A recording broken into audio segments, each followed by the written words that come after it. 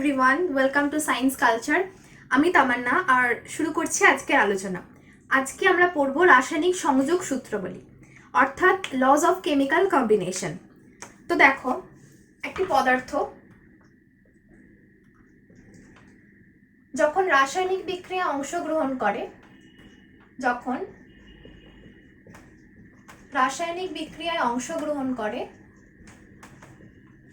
তখন কি করে? এক বা একাধিক নতুন পদার্থ সৃষ্টি করে। এক বা একাধিক নতুন পদার্থের সৃষ্টি হয় এবং এই রাসায়নিক বিক্রিয়ার সময় সে কিছু নিয়ম বা রুলস ফলো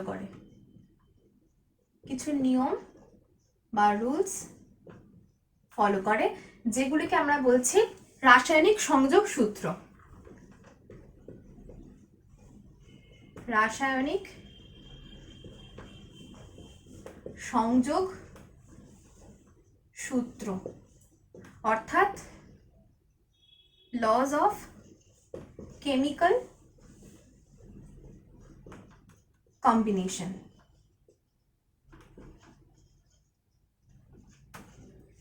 দেখো, এখানে আমাদের 5টি লকে আমরাতে পড়তে হবে। তার মধ্যে প্রথমটি হচ্ছে ভরের নিত্যতা সূত্র, দ্বিতীয়টি হচ্ছে স্থিরানুপাত সূত্র, তৃতীয়টি গুণানুপাত সূত্র, ফোর্থ ওয়ান হচ্ছে মিথানুপাত সূত্র, আর ফিফথ ওয়ান হচ্ছে গে-লুসাকের গ্যাস আয়তন সূত্র। আজকে যে প্রথম সূত্রটি আমরা পড়ব সেটি হচ্ছে ভরের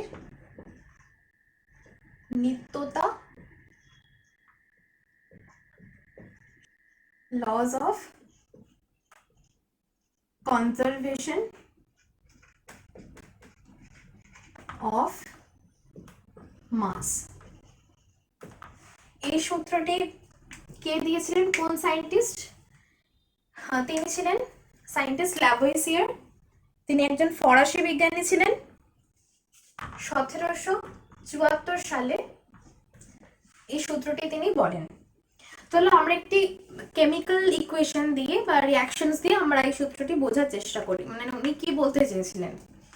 দেখো, আমি এখানে একটা রিঅ্যাকশনস লিখছি। সেটি হচ্ছে মিথেন। আমরা জানি CH4 মানে মিথেন। মিথেনকে আমরা অক্সিজেনে রিঅ্যাক্ট করাচ্ছি। তো সেখানে দেখো অক্সিজেন লাগছে দুটো এবং সেখান থেকে কি পাচ্ছি? কার্বন ডাই অক্সাইড পাচ্ছি এবং দুটি ওয়াটারের মলিকিউলস অর্থাৎ অণু পাচ্ছি। ঠিক আছে, তো ভরের নিত্যতা সূত্রটি কি বলছে? যে কোনো রাসায়নিক বিক্রিয়ায় বিক্রিয়ক পদার্থের মোট ভরের সঙ্গে বিক্রিয়াজাত পদার্থের মোট ভর সমান হয়। ঠিক আছে, তো এইখানে দেখো, যদি আমি কাউন্ট করি তাহলে এখানে কার্বন কটা আছে? কার্বন, হাইড্রোজেন আর অক্সিজেন। আমি কাউন্ট করছি। কার্বন দেখো এদিকে লেফট হ্যান্ড সাইডে আছে একটা, হাইড্রোজেন আছে 4টে, অক্সিজেনও আছে 4টে। তো এই সাইডে আমি কাউন্ট করব কার্বন, হাইড্রোজেন, অক্সিজেন। কার্বন আছে দেখো একটা, হাইড্রোজেন আছে দুটো দুটো 4টে, আর অক্সিজেন আছে 1 2 3 4 4টে। দেখো তোমাদেরকে আরেকটি আমি রিঅ্যাকশনস এর एग्जांपल দিচ্ছি। সেটি হচ্ছে AgNO3 plus NaCl sodium chloride. তো কি হবে? AgCl এর অদক্ষেপ পরে রিঅ্যাকশন করলে অদক্ষেপ পড়ছে এবং তৈরি হচ্ছে NaNO3।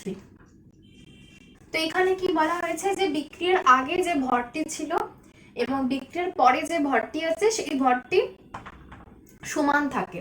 তার জন্য বলা হচ্ছে যে কোনো রাসায়নিক বিক্রিয়াতে যে টোটাল যে ভর থাকবে, মানে লেফট হ্যান্ড সাইডের যে টোটাল বা দিকে যে টোটাল ভর থাকবে, বিক্রিয়ার পরে কি হচ্ছে ডান দিকের যে টোটাল ভর থাকবে সেটি হচ্ছে ইকুয়াল হবে। অর্থাৎ কোনো রকম ভাবে ভর মানে পদার্থের ভর আর কি কনজার্ভ করে। তার মানে কি একসঙ্গে ফিক্সড থাকে সেই অনুপাত, মানে সেই অ্যামাউন্টটা হচ্ছে যে তোমরা জানো যে laws of conservation of mass, এই থিওরেমটি কি হয়েছে, কিছুটা পরিমাণে এটাকে মডিফাই করা হয়েছে। এবার মডিফাইটা কিরকম ভাবে হয়েছে সেটাই আমি তোমাকে দেখো। ভরের নিত্যতা সূত্রতে কি বলা হয়েছিল যে মাসটা মানে অর্থাৎ ভরটা সবসময় কনজার্ভ করবে, মানে কি ফিক্সড থাকবে। অর্থাৎ অর্থাৎ কি বলা হয়েছিল যে যদি রিঅ্যারেঞ্জমেন্ট হতে পারে, যেমন আগেটাতে দেখলে যে কার্বনের সঙ্গে হাইড্রোজেনের বন্ড ছিল, আগে বন্ধন ছিল, তার মানে মিথেন CH4 ছিল, সেটা হয়ে গেছে CO2 মানে কার্বন ডাই অক্সাইড, মানে কার্বনের সঙ্গে অক্সিজেন বন্ড করেছে, তার মানে রিঅ্যারেঞ্জ হতে পারে, মানে কার্বনটা অন্য কারোর সঙ্গে বন্ড করতে পারবে। মানে যে কোনো একটা যদি আর অন্য কোনো আমি মৌল নিয়ে বলি, তাহলে সেক্ষেত্রে বলতে পারছে একটা এলিমেন্টস অন্য কারোর সঙ্গে বন্ড করতে পারছে, কিন্তু তাদের যে মাস সেটাকে কি বলা হয়েছিল যে ফিক্স থাকবে সেটি। কিন্তু দেখো পরবর্তীকালে এখন দেখবে যে পরে যখন আরো সায়েন্স নিয়ে আরো যখন এক্সট্রা পড়বে, কিছু আরো দুটো ক্লাস করবে, দেখবে যে ক্লাসিক্যাল মেকানিক্স আর দেখবে কোয়ান্টাম মেকানিক্স অলরেডি হয়তো শুনেছো। দেখো কোয়ান্টাম মেকানিক্স,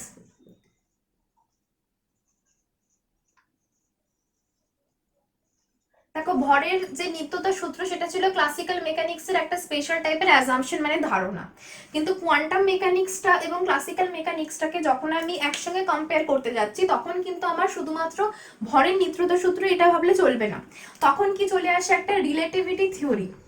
কি চলে আসে দেখো, রিলেটিভিটি থিওরির সঙ্গে কোন সায়েন্টিস্ট জড়িত?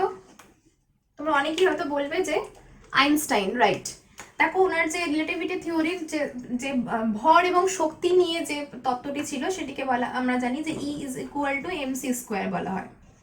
অর্থাৎ কোনো রাসায়নিক বিক্রিয়া থেকে যদি কোনো রাসায়নিক বিক্রিয়ায় যে পরিমাণ ভরটা হারিয়ে যায় সেটি শক্তিতে রূপান্তরিত হয়ে যায়, আর কোনো একটি রাসায়নিক বিক্রিয়া যদি শক্তি শোষিত হয় তাহলে সেখানে কি হয়, ভরের অ্যামাউন্টটা হ্রাস পেয়ে যায়। তো এই ক্ষেত্রে হচ্ছে E=mc²। তো এইখানে হচ্ছে ভরকে শুধুমাত্র ভরের যে কনজারভেশন হচ্ছে সেটা নয়, কি বলতে পারছি, ভর ও শক্তির দুটো টার্ম চলে আসছে, শক্তিটাকেও আমাকে কি করতে হচ্ছে, ইনভলভ করতে হচ্ছে। তার মানে laws of conservation of mass এটি হচ্ছে আংশিক সত্য। এখানে হচ্ছে কি করতে হবে আমাকে, ভর এবং শক্তির নিত্যতা সূত্র বলতে পারি। অর্থাৎ কোনো একটা রাসায়নিক বিক্রিয়ার ক্ষেত্রে কি হয়ে থাকে, যে বিক্রিয়ার আগে যে ভর এবং শক্তির যে অ্যামাউন্টটা থাকবে, বিক্রিয়ার পরেও সেই ভর এবং শক্তির অ্যামাউন্টটা কি হয়ে যাবে, সেম হবে। তো সুতরাং রিলেটিভিটি থিওরিটাকে যদি আমি ইনক্লুড করি, তখন কি হচ্ছে, এই laws of conservation of mass হচ্ছে না, তখন laws of conservation of mass and energy এইটা চলে আসছে। কারণ কোনো রাসায়নিক বিক্রিয়া দেখবে যে অনেক রকম এক্সাম্পল পড়বে যে শক্তি তৈরি মানে শক্তি উৎপন্ন হচ্ছে, ঠিক আছে, হিট তৈরি হচ্ছে। আবার কোনো রাসায়নিক বিক্রিয়া দেখবে যে বাইরে থেকে শক্তি মানে কোনো রাসায়নিক বিক্রিয়াতে শক্তি শোষিত হচ্ছে, আর কোনো রাসায়নিক বিক্রিয়াতে শক্তি উৎপন্ন হচ্ছে। তাহলে এই যে ডিফারেন্সটা হচ্ছে কেন হচ্ছে, কারণ হচ্ছে ভর এবং শক্তির নিত্যতা সূত্রের জন্য এটি হচ্ছে। দেখো আমাদের সেকেন্ড ল যেটি, সেটি হচ্ছে স্থিরানুপাত সূত্র। সেকেন্ডটি হচ্ছে স্থিরানুপাত সূত্র, অর্থাৎ laws of constant proportion, laws of constant proportions।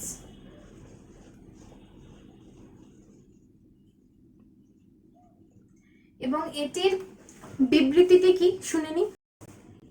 কোনো নির্দিষ্ট যৌগকে যে উৎস থেকেই সংগ্রহ করা হোক না কেন বা যেভাবে তৈরি করা হোক না কেন, যৌগটি কতকগুলি নির্দিষ্ট মৌলের সমন্বয়ে গঠিত হয় এবং যৌগটিতে উপাদান মৌলগুলির ভরের অনুপাত সর্বদা স্থির থাকে। এই যে সূত্রটি, এটি ফরাসি বিজ্ঞানী প্রাউস্ট 1799 সালে এটি প্রপোজ করেছিলেন। 1799 তো অ্যাকচুয়ালি কি বলছে এই লটি মানে এই সূত্রটির দ্বারা, সেটি আমরা একটু বুঝে নিই। দেখো ওয়াটারকে আমরা H2O দিয়ে লিখি।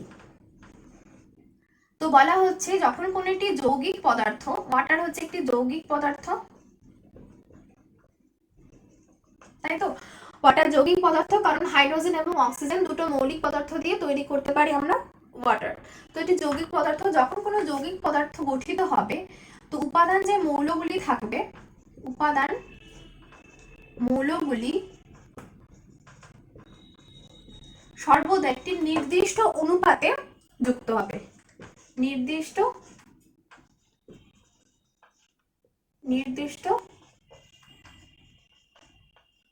অনুপাতে যুক্ত হবে। অর্থাৎ এই জলকে আমরা যে কোনো জায়গা থেকে সংগ্রহ করি না কেন, এই সূত্র অনুযায়ী কি হবে, ওয়াটারকে H2O লিখবো, অর্থাৎ দুটো হাইড্রোজেন এবং একটি অক্সিজেন দিয়ে আমরা সেটাকে লিখতে পারবো। এবং নির্দিষ্ট অনুপাত কিসের নির্দিষ্ট অনুপাত? এটি হচ্ছে ভরের নির্দিষ্ট অনুপাতে যুক্ত হবে। অর্থাৎ তুমি যদি ভরের ক্যালকুলেশন করো, এখানে দেখো হাইড্রোজেনটা হচ্ছে 2, অক্সিজেনটা হচ্ছে 16, মানে হচ্ছে 1:8 যদি ভরের অনুপাত করে থাকি। অর্থাৎ আমি যে কোনো জায়গা থেকেই আমি জলকে সংগ্রহ করি না কেন, ভরের যে অনুপাত সেই অনুপাতটা হবে 1:8 সবসময়। দেখো স্থিরানুপাত সূত্রের অপোজিট যে বিবৃতিটাকে যদি আমরা অপোজিট মানে উল্টো ভাবে যদি ভাবি, অর্থাৎ দুই বা ততোধিক নির্দিষ্ট মৌল নির্দিষ্ট ভরের অনুপাতে যুক্ত হয়ে সর্বদা একটি নির্দিষ্ট যৌগ উৎপন্ন করে। অথবা অন্যভাবে বলা যাবে যে দুটি ভিন্ন যৌগে যদি উপাদান মৌলগুলি এবং মৌলগুলির ভরের অনুপাত একই হয় তাহলে যৌগ দুটি অভিন্ন হবে। তো এই যে স্টেটমেন্টটা বললাম, এটি দেখো উল্টো জিনিসটা কিন্তু সবসময় ঠিক হবে না। ফর এক্সাম্পল দেখো C2H6O, C2H6O, ঠিক আছে। তো C2H6O তে পরে আমরা দেখব, তোমরা অলরেডি ক্লাস 10-এ হয়তো অনেকেই পড়েছো, যেটা আইসোমেরিজম বলে একটা ফেনোমেনা আছে, একটা কথা আছে। তো আইসোমেরিজমের জন্য কি হয়, এটিকে একটা অ্যালকোহল তৈরি করে, অ্যালকোহল মানে এই ফর্মুলা, এই কেমিক্যাল ফর্মুলা যদি থাকে তাকে আমরা অ্যালকোহল হিসাবেও লিখতে পারি এবং ইথার হিসাবেও লিখতে পারি। তো অ্যালকোহল হিসাবে লিখলে কি হবে, দেখো এটা একটা ইথাইল অ্যালকোহল তৈরি হবে, CH3CH2OH, ইথাইল অ্যালকোহল। আর ইথার যদি লিখে তাহলে বলবো ডাইমিথাইল ইথার। এবার কাউন্ট করো কার্বন এবং হাইড্রোজেন গুলো, দেখো C2H6O, এখানে দেখো C2H3+2 5 6, C2H6O, এখানেও তাই হচ্ছে। তো অ্যালকোহল এবং ইথার তৈরি হচ্ছে। কিন্তু দেখো এখানে যদি আমি কার্বন, হাইড্রোজেন আর অক্সিজেনের যদি আমি ভরের অনুপাত করি, তাহলে দেখো দুটো ক্ষেত্রে কিন্তু ভরের অনুপাতগুলি সেম মানে ফিক্সড থাকছে।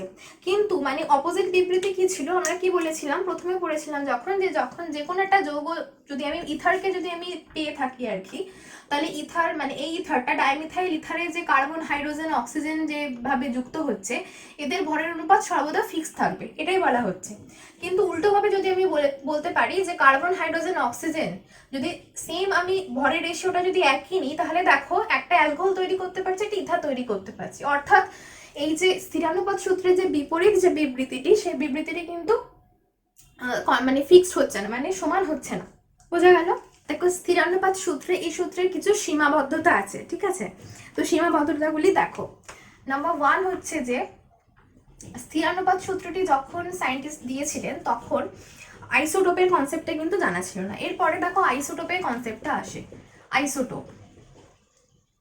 আইসোটোপ বলতে ধরো আমি যে বলছি ওয়াটার H2O, এবার অক্সিজেনের 3টে আইসোটোপ জানা আছে। অক্সিজেন জানি পারমাণবিক যে সংখ্যা সেটা হচ্ছে 8, অক্সিজেন 16 হতে পারে, অক্সিজেন OH 17 হতে পারে, অক্সিজেন OH 18 হতে পারে। মানে দেখো এই যে ওয়াটার স্যাম্পল আমি যদি যেখান থেকে কালেক্ট করি না কেন, এই আইসোটোপগুলির যে প্রাকৃতিকভাবে যে অবস্থান তার উপর ডিপেন্ড করবে কিন্তু এর ভরটা মানে কিছুটা পরিমাণে তো চেঞ্জ হচ্ছে। ধরো আমি কোথাও একটা থেকে জল কালেক্ট করলাম, সেখানে দেখলাম যে এই আইসোটোপটা বা ধরো যে কোনো একটা আইসোটোপের মধ্যে ন্যাচারাল অ্যাবান্ডেন্স অনুযায়ী একটু কম অ্যামাউন্টে আছে, কোনোটা দেখলাম যে সেই আইসোটোপটাই অন্য কোনো জায়গা থেকে কালেক্ট করলাম সেখানে অনেক বেশি আছে, তাহলে দেখো ভরের একটা সামান্য স্লাইড চেঞ্জও তো একটা হচ্ছে। সেকেন্ড কি দেখো, নন স্টয়চিওমেট্রিক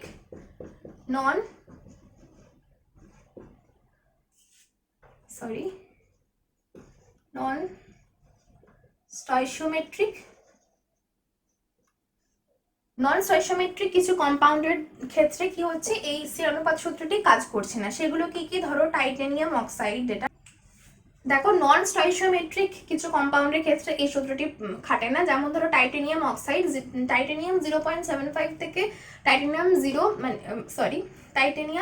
0.75 অক্সিজেন, টাইটেনিয়াম অক্সিজেন 0.69। তাহলে এই ধরনের নন স্টয়সিওমেট্রিক যৌগ বলা হয় যেখানে একটা পার্টিকুলার ফিক্সড একটা রেশিও, মানে একটা কি বলবো অ্যামাউন্ট হচ্ছে না, তাদেরকে আমরা নন স্টয়সিওমেট্রিক বলছি। পরে আমরা পড়বো যে স্টয়সিওমেট্রিক ব্যাপারটা কি, মানে কেমিক্যাল ক্যালকুলেশনস এর রেসপেক্টে। নন স্টয়সিওমেট্রিক মানে দেখো ফ্র্যাকশনসে আসে, সেই জন্য বলা হচ্ছে। তাহলে সেই ক্ষেত্রে যদি আমি টাইটানিয়াম অক্সাইডের কথা বলি, দেখো এই ক্ষেত্রে যে তার মাসের যে রেশিওটি হবে টাইটানিয়াম এবং অক্সিজেনের, এই ক্ষেত্রে কিন্তু তার ডিফারেন্ট হবে।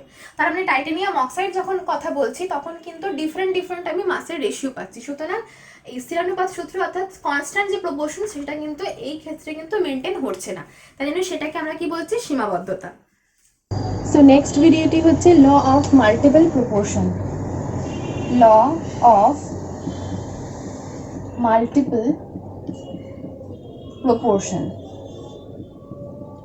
অর্থাৎ গুণানুপাত সূত্র, এবং এই সূত্রটির প্রবর্তক হচ্ছে বিজ্ঞানী জন ডাল্টন। গুণানুপাত সূত্র।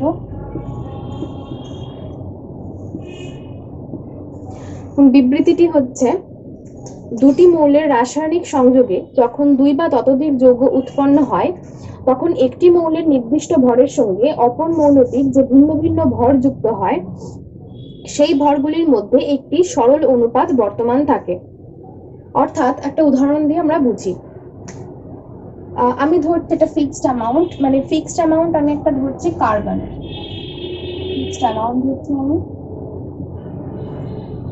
কার্বন, আমি ধরছি এটা 100 গ্রাম নিচ্ছি। আর তার সঙ্গে অক্সিজেন, এটা আমি রিঅ্যাকশনস করাচ্ছি 133 গ্রাম। ঠিক আছে, মানে এটা বোঝার জন্য এটা ক্যালকুলেশনস নয় যে এর 100 গ্রাম মানে কত মলিকিউলস, মানে কত মোল নিয়েছি সেই কনসিডারেশনে কিন্তু যাচ্ছে না। শুধু আমি জাস্ট ধরে নিচ্ছি এটা 100 গ্রাম নিয়েছি কার্বন আর অক্সিজেন নিয়েছি 133 গ্রাম। তাহলে এরা রিঅ্যাক্ট করছে তখন একটা কম্পাউন্ড তৈরি করছে, মানে একটা যৌগ তৈরি করছে। এরপরে আবার কার্বন আমি নিচ্ছি 100 গ্রাম, কিন্তু অক্সিজেন আমি নিয়েছি তখন 266 গ্রাম। অর্থাৎ কার্বন আমি সেম অ্যামাউন্টে রেখেছি, দুটো জায়গায় কার্বনটা হচ্ছে কমন আছে, আর অক্সিজেনটা কি করেছে, অক্সিজেনটা আমার অ্যামাউন্টটা চেঞ্জ হয়েছে। অর্থাৎ এই সূত্রের বিবৃতিটি হচ্ছে যে যদি একটি স্থির, মানে একটা ফিক্সড যদি একটা মৌলের সঙ্গে বা এলিমেন্টস এর সঙ্গে কেউ রিঅ্যাকশনস করে অন্য একটি মৌল বা এলিমেন্টস, তখন যে অনুপাতে করবে, যেমন এটা হচ্ছে কি 133:266, অর্থাৎ এটা কাটাকুটি করলে হয় 1:2, অর্থাৎ এরা সরল অনুপাতে সবসময় বিক্রিয়া করবে, মানে দুটোর মধ্যে সরল অনুপাত বর্তমান থাকবে। এবং সেই সময় তিনি যে এই দুটি যে যৌগের কথা বলেছিলেন, এই সময় এইগুলোকে আমরা কি হিসাবে জানি এখন, কার্বন আর অক্সিজেন যখন ফর্মেশন করে, যৌগ ফর্মেশন করে, তখন কি বলি তাকে আমরা কার্বন মনোক্সাইড CO, আর যখন দুটো থাকে তখন সেটাকে বলি CO2, তার মানে হচ্ছে কার্বন ডাই অক্সাইড। নেক্সট আরেকটি আমি এক্সাম্পলস দিচ্ছি, তার আগে আমাকে বোর্ডটা একটু মুছতে হবে। নেক্সট এক্সাম্পল, সাপোজ হাইড্রোকার্বন পড়েছি আমরা ক্লাস 10-এ। হাইড্রোকার্বনস এর মধ্যে আমি নিচ্ছি C2H4 নিচ্ছি, আর নিচ্ছি আমি C2H2। তাহলে এখানে যদি ক্যালকুলেট করি আমি, তাহলে এটা কি হবে 2 × 12। তাহলে এখান থেকে কত, মানে কত আমি মাসটা ক্যালকুলেট করছি, অ্যাকচুয়ালি এখানে 24 হচ্ছে, আর এখানেও তাই 24 হবে কার্বনেরটা। হাইড্রোজেন এখানে কত হচ্ছে 4, আর হাইড্রোজেন এখানে কত হচ্ছে 2। তো এবার এই সূত্র বা এই লজ অফ মাল্টিপল প্রপোর্শনস থেকে কি বলছে, এই 4 এবং 2 এই দুটোর মধ্যে কি সরল অনুপাত বর্তমান 4:2, যেটা হয় 2:1। তাহলে বোঝা গেল যে যদি সেম একটি এলিমেন্টস এর সঙ্গে কেউ রিঅ্যাক্ট করে, তাহলে যে দুটো জিনিস রিঅ্যাক্ট করছে আর কি, তাদের যে প্রপোর্শনসটা সেটা একটা সরল অনুপাতে থাকবে। এটাই হচ্ছে লজ অফ মাল্টিপল প্রপোর্শন। দেখো এবারে আমরা যে সূত্রটি পড়বো সেটি হচ্ছে মিথ্যানুপাত সূত্র, অর্থাৎ লজ অফ রেসিপ্রোকাল প্রপোর্শনস। এই সূত্রটি প্রবর্তক হচ্ছে সায়েন্টিস্ট রিক্টার। এবার চলো আমরা শুনে নিই বিবৃতিটি কি। বিবৃতিটি হলো ভিন্ন ভিন্ন ভরের দুই বা ততোধিক মৌল নির্দিষ্ট ভরের অপর একটি মৌলের সঙ্গে পৃথক পৃথকভাবে যুক্ত হয়ে যৌগ গঠন করলে প্রথমোক্ত মৌলগুলি নিজেদের মধ্যে রাসায়নিক বিক্রিয়া ঘটিয়ে যৌগ গঠন করার সময় ঠিক ওইসব ভরে বা ভরগুলির সরল গুণিতক বা উপগুণিতকে পরস্পরের সঙ্গে যুক্ত হবে। তো চলো এই সূত্রটিকে এবার আমরা একটু বুঝে নিই একটি উদাহরণ দিয়ে। ধরো CH4 মিথেন আর ওয়াটার H2O। তো এই দুটোর মধ্যে কমন যে এলিমেন্ট অর্থাৎ কমন যে মৌল সেটি কোনটি দেখো হাইড্রোজেন। এতেও হাইড্রোজেন আছে এবং ওয়াটারেও হাইড্রোজেন আছে। তো সুতরাং কি করব আমরা প্রথমে ভরের যে অনুপাত হয় সেটা আমরা আগে বের করে নিই। আচ্ছা কার্বন হচ্ছে 12, কার্বনের জন্য 12 লিখবো আর হাইড্রোজেনের জন্য কি লিখবো 4 লিখবো। সিমিলারলি এখানে হাইড্রোজেনের জন্য 2 লিখবো, এখানে 16 লিখবো আমরা। এবার দেখো কি বলতে চেয়েছে, আমাদের অ্যামাউন্টটা কিন্তু ইকুয়াল করতে হবে। তো এটা দেখো যদি আমি 2 দিয়ে ডিভাইড করি তাহলে কি হবে 6 is to 2 আর এটা 3 is to 1 হবে আলটিমেটলি। আর এটা কত হবে 1 is to 8। অর্থাৎ এখানে কে কে থাকছে, এলিমেন্টস গুলো কি থাকছে দেখো, এলিমেন্টস গুলো থাকছে কার্বন থাকছে, রাইট, হাইড্রোজেন থাকছে আর কি থাকছে অক্সিজেন থাকছে। তো হাইড্রোজেন আর কার্বন কি করছিল নিজেদের মধ্যে বন্ধন তৈরি করছিল একবার, আমি এভাবে দেখাচ্ছি এখানে। আর একবার কি ছিল অক্সিজেন এবং হাইড্রোজেন কি করছিল বন্ধন তৈরি করছিল। তো এবারে কি বলতে চেয়েছে যে দেখো দুটি ভিন্ন ভিন্ন মৌল মানে কার্বন এবং হাইড্রোজেন একটি সমান মানে একটি একই মৌলের সঙ্গে রাসায়নিক বন্ধনে আবদ্ধ হচ্ছে এবং কি হচ্ছে দেখো এরা যখন দুজনে যখন যৌগ গঠন করবে তখন তাদের রেশিওটা কি বলছে যে এর সরল গুণিতক হবে। অর্থাৎ এই ক্ষেত্রে কি হচ্ছিল দেখো 3:1 পাচ্ছিলাম আমরা আর এই ক্ষেত্রে পাচ্ছিলাম যে 1:8। তার মানে এদের রেশিওটাকে আমরা কি লিখতে পারি 3:1:8। তাহলে সিমিলারলি আমি কি বলতে পারছি কার্বন এবং অক্সিজেন যে রেশিওতে যৌগ গঠন করবে সেটা হবে 3:8। এবার চলো দেখে নিই যেটা হচ্ছে কিনা। কার্বন এবং অক্সিজেনের একটি যৌগ নাও, সেটা হচ্ছে কার্বন ডাই অক্সাইড নিচ্ছি আমরা। কার্বন ডাই অক্সাইডে যদি আমরা ভরের অনুপাত বের করি কার্বনের জন্য দেখো লিখবো 12, অক্সিজেনের জন্য কি লিখবো একটার জন্য হচ্ছে 16, তো দুটোর জন্য কি হবে 32 32। এবার এটাকে কাটাকুটি করো,